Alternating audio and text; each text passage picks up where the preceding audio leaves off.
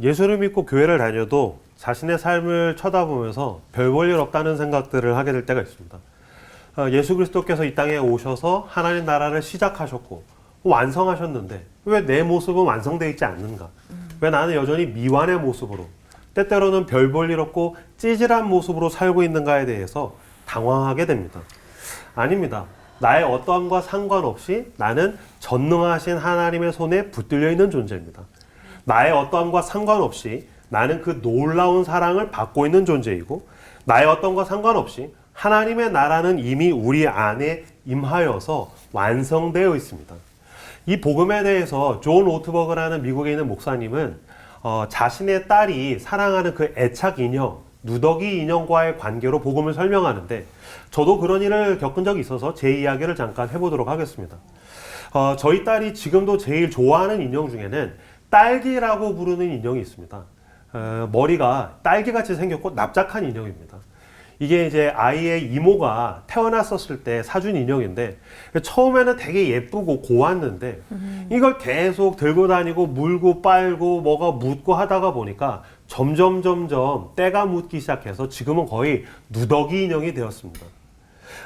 저희 딸이 유치원에 한참 다닐 때였었는데 저는 그때 교회를 개척하고 정말 낮이나 밤이나 막 사역하느라고 정신 없었던 때였던 것 같아요. 제가 퇴근하고 나면은 제 아내랑 큰딸 막둥이가 자려고 침대 위에 누워 있었습니다. 그럼 저는 와가지고 인사를 하고 난 이제 씻으러 갈게, 잘 자 하고 입을 맞추고서 가는 거죠. 제가 이제 문을 닫고서 나가려고 할 때 저희 큰딸이 저한테 이렇게 이야기했었습니다. 아빠, 나 지금은 엄마 옆에서 침대에서 자지만 아빠 잘 때 나도 꼭 아빠 옆에 눕혀줘야 돼 라고 이야기했었어요. 왜냐면 지금 이 화면을 보시는 많은 유부남들이 그러시겠지만 저는 침대 아래에 매트를 따로 깔고 자는 비참한 신세였기 때문입니다. 그래서 이제 아내가 딸 둘이랑 침대 위에서 자면 저는 그 밑에 매트에서 이제 자고 있을 때 엄마 옆에서 자지만 아빠가 잘 때 나를 안아서 아빠 옆에 눕혀달라고 이야기하는 것이었습니다. 알았어 은유라, 아빠가 너 꼭 안아서 아빠 옆에 눕혀줄게. 그리고 저는 문을 닫고 나가서 샤워를 하고 또 밀린 작업들을 하고 책을 보고 설교 준비를 했습니다. 그리고 이제 새벽에 너무 피곤해가지고 자야지 하고 문을 열고 안방에 들어와서 큰딸을 안아서 매트에다 눕힙니다. 그리고 저도 그 옆에 이렇게 발라당 눕죠. 누우면은 막 너무너무 몸이 이렇게 달콤하게 녹아내리는 것 같아요. 마치 무슨 카라멜 같이. 그래서 하나님, 전 여기까지입니다 하고 이제 잠이 들려고 할 때에 번뜩 떠오르는 게 있었어요. 뭐냐면 우리 딸이 저한테 당부했던 것이었습니다. 뭐를 당부했냐면 아빠 잊지 마. 나 잘 때 꼭 내 품에 딸기도 있어야 돼 라고 이야기했었습니다. 그래서 꼭 한마디를 덧붙이는 게 내일 아침에 내가 눈을 떴을 때 내 품에 딸기 없으면 혼날 줄 알아. 꼭 이렇게 이야기하는 거예요. 그래서 저는 이제 막 자려고 이렇게 누우려고 하면은 아빠 딸기! 그럼 저도 번뜩 생각이 나니까 맞다 하고서 다시 일어납니다. 자려고 누웠다가 다시 일어나는 게 얼마나 초인적인 것인지 맞아요. 아마 많은 분들은 공감을 하실 것입니다. 그럼 일어나가지고 이제 딸기를 막 찾는 거예요. 딸기 어딨어? 그럼 어두운 가운데서 안방을 뒤적거리다가 딸기를 찾습니다. 그래 이놈의 딸기가 퍽퍽퍽 막 때리고 내가 왜 이놈의 딸기 때문에 시달려야 되나? 그래서 그거를 다시 사랑하는 우리 딸 품에다가 눕혀주고서 저도 그 옆에 이렇게 발라랑 누워서 잠이 드는 겁니다. 이거를 매일 반복을 하다가 어느 날 아침에 출근길에 운전을 하고 가는데 지긋지긋한 딸기 생각이 나는 거예요. 내가 왜 이놈의 딸기 때문에 시달려야 되나? 여러분 40대 중반을 살아가는 한 남성에게 누더기 인형, 딸기 인형이 가지는 가치가 뭐가 있을까요? 아무것도 없습니다. 그냥 몰라 어디다가 내다 버리고 싶은 겁니다. 누더기입니다. 좀 과하게 이야기하면 쓰레기입니다. 그럼에도 불구하고 그 인형은 저에게 아무 가치가 없지만 동시에 반대로 매우 귀한 가치를 가지고 있습니다. 왜 그렇습니까? 제가 제일 사랑하는 제 딸이 가장 사랑하는 인형이기 때문입니다. 제가 그 생각을 하고 났더니 그렇구나. 이 딸기라는 인형은 나에게 누더기고 쓰레기에 불과한데 우리 딸이 너무 아끼고 사랑하니까 동시에 나에게도 소중한 가치를 가지는 거구나. 그때 복음이 이것을 나에게 이야기해 준다는 사실을 제가 알았습니다. 하나님 앞에서 이명규라는 한 사람이 가지고 있는 가치가 뭐가 있을까요? 대한민국의 5천만 명 중에 한 명에 불과할 것입니다. 서울과 수도권에서 집을 얻지 못해서 전전긍긍한 한 중년의 남성일 것입니다. 저는 별것 아닐 것입니다. 누더기 같고 때때로는 제가 저를 봤을 때에도 쓰레기 같다라는 생각을 할 때가 있습니다. 그러나 복음의 시선으로 보면 그렇지 않습니다. 세상 끝날에 내가 사랑하는 우리 주 예수 그리스도께서 분명히 그렇게 이야기할 것이기 때문입니다. 아버지, 세상이 끝났을 때에 내 품에서 이명규가 함께 눈을 뜨게 해주십시오. 왜냐하면 이명규는 내가 가장 사랑하는 누더기 인형이기 때문입니다. 이명규는 쓰레기인 것 같지만 내가 가장 사랑하는 쓰레기요. 아니, 내가 가장 사랑하는 나의 딸기와 같은 존재이기 때문입니다. 우리 주 예수 그리스도께서 나를 그렇게 사랑하셨기 때문에 저는 믿습니다. 저는 여전히 보잘것없고 누더기 같은 인생일지라도 내 인생을 마치고 내가 죽어서 눈을 뜨면 난 영원한 하나님 나라에서 눈을 뜨게 되는 줄로 믿습니다. 그래서 세상의 가치관으로 나를 보면 여전히 누더기 같고 쓰레기 같을지라도 복음의 시선, 은혜의 시선으로 보면 나는 너무나도 놀라운 사랑받는 존재라는 것을 깨닫게 되는 줄로 믿습니다. 이 은혜 시선으로 우리는 살아갈 때에 하나님 나라를 누리게 됩니다. 나에게 있는 소유, 나에게 있는 외모, 나에게 있는 모든 것이 나를 규정할 수 없고 나는 이미 내 안에 임한 하나님 나라를 살 수 있게 됩니다. 이것을 할 때에 우리는 나눌 수 있게 됩니다. 나에게 주어진 것들을 뗄 수 있게 됩니다. 초대교회에서 예배란 떡을 떼다라는 것이었습니다. 한 신부님의 글을 읽은 적이 있습니다. 한 신부님이 그 감옥에서 출소한 재소자들이 빵을 구워서 먹고 사는 그 공동체에 탐방을 하신 일이 있었다는 거예요. 가가지고서 출소한 재소자들이 빵을 굽고 빵을 먹고 또 빵을 팔아서 먹고 살 때에 그들과 함께 이야기를 나누다가 궁금했대요. 물어봤다는 겁니다. 왜 빵입니까? 뭐 김치찌개도 있고 고기도 있고 뭐 수많은 것들이 있을 텐데 왜 빵입니까? 라고 했더니 한 분이 활짝 웃으면서 이렇게 얘기했다는 것입니다. 우리가 모두 여기 있는 사람이 빵에서 나온 사람들 아닙니까? 여기서 말하는 빵은 깜빵이죠. 우리가 모두 빵에서 나온 사람들 아닙니까? 그런데 놀랍게도 이 신부님은 생명의 빵을 떠올렸다는 거예요. 그치, 생명의 빵에서 나왔지. 나는 원래 죽을 수밖에 없는데 그 생명의 빵이신 그리스도께서 자기의 살을 떼어주셔서 우리가 여기까지 왔지.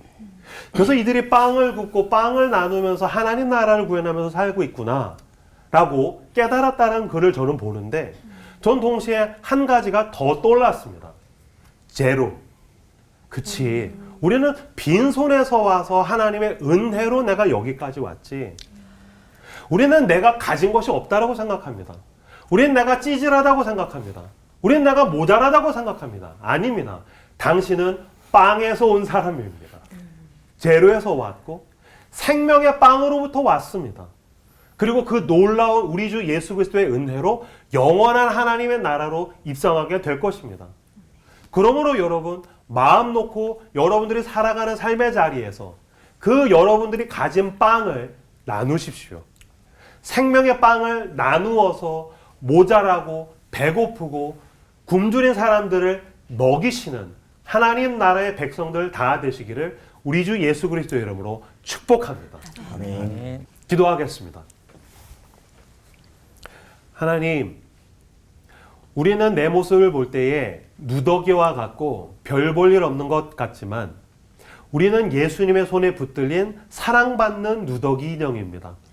우리 주 예수 그리스도의 은혜로 우리는 세상이 끝나고 나면 아버지의 품에서 눈을 뜨게 되는 줄로 믿습니다. 아멘. 그러므로 주님, 우리는 모든 것이 은혜로 주어진 사람들입니다. 만물이 그에게서 왔고 그로 말미암았고 그로 돌아갈 것입니다. 빵으로부터 온 사람일진데 내가 무엇을 두려워하며 무엇을 아까워하겠습니까? 나에게 주어진 은혜로 주어진 생명의 빵을 이 도시에 내가 필요한 곳에 나누는 예수님을 닮은 생명의 사람들, 하나님 나라의 사람들 되게 하여 주시옵소서. 예수님 이름으로 기도했습니다. 아멘. 우리가 하나님 나라를 살아내지 못하는 건 은혜를 보는 게 아니라 나의 소유, 실력, 의로움을 보기 때문이라는 말씀. 아무래도 저도 그렇고 청년 때는 세상의 것이 좋아 보이면서 눈길이 거기로 가고 하나님 나라보다 이 땅의 것을 추구하게 되지 않나요? 맞아요, 맞아요. 그래서 내가 뭐 좀 갖춰져야 은혜를 받을 자격이 있어야 되는 거 아닌가? 이런 생각을 좀 할 때가 있거든요. 근데 목사님들이 보시기에, 청년들 보실 때 어떠세요? 자꾸 뭔가를 근거로 뭔가 붙들 만한 것들을 추구하면서 그게 없어서 힘들어하는 것 같아요. 근데 사실은 그게 되게 보잘것없다라는 걸 깨닫는 게 되게 중요한 것 같아요. 그래서 제가 그 가요 중에서 한 노래를 들었을 때 되게 큰 은혜를 받은 적이 있는데 가요에서. 네, 그럴 수 있어요, 맞아요. 그 장기하라는 가수가 부른 난 부럽지가 않아. 부러우니까 자랑을 하고 자랑을 하니까 부러워지고 딱 같은 거거든요. 나는 학벌이 있어. 나는 여기 취업했어. 나 이번에 분양됐어. 나 뭐 차 샀어. 근데 그럼 그것만 좋냐? 그거보다 더 좋은 걸 가진 사람을 보면 또 부러워하게 돼요. 그러니까 부러워하니까 자랑을 하고 자랑하니까 부러워지고. 장기하 같은데. 네. 이 굴레가 계속 돌게 돼요. 그래서 썼을 때 결국에 나에게 가장 소중한 근거는 영원하신 왕이신 하나님. 그러니까 그 그리스도의 그 십자가의 은혜를 붙드는 것 외에는 그 자랑과 부러움을 벗어날 수 있는 방법이 없다. 그래서 그 굴레를 빨리 벗어나시기를 축복합니다. 이번에는 제가 돌발 질문을 던지게 되었습니다. 우리 목사님 처음 맞이하시는 돌발 질문이실 텐데요. 다 포기하고 싶던 청년 시절, 그럼에도 내가 지금 하나님 나라의 통치를 받고 있구나, 너무 놀랍다 하고 신기했던 적이 있었다, 없었다? 하나, 둘, 셋. 있었다. 있었다. 네. 있었다. 예스. 예스. 저는 원래 대학교 학부 때 사회학을 전공을 했기 때문에 그 인문학을 좋아했고 청년사역을 하고 싶었어요. 근데 이제 모교회 왔더니 청소년부 교사를 맡기는 거예요. 전 청소년 싫어했거든요.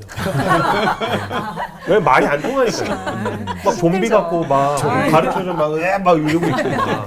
그래서 나 청소년 너무 싫다고. 근데 어느 날 기도하고 있는데 하나님이 굉장히 강렬한 부르심이 와서 하나님 저 청소년 너무 싫은데 내가 이걸 왜 해야 됩니까?